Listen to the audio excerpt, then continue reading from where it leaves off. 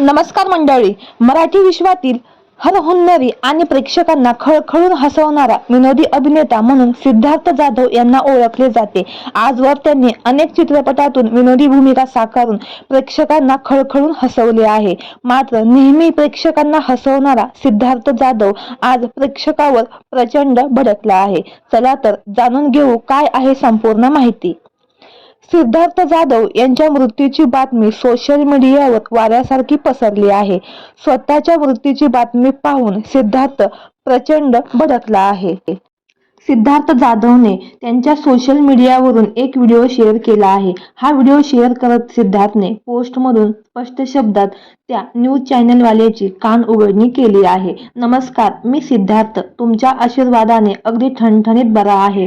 सध्या मी ॲनिमलचे प्रयोग आणि धिंगाण्याचं शूटिंग माझं सुरू आहे.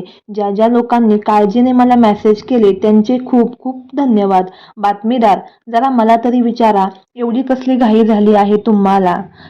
दरम्यान सिद्धार्थ जाधव हे मराठीतील एक लोकप्रिय नाव आहे.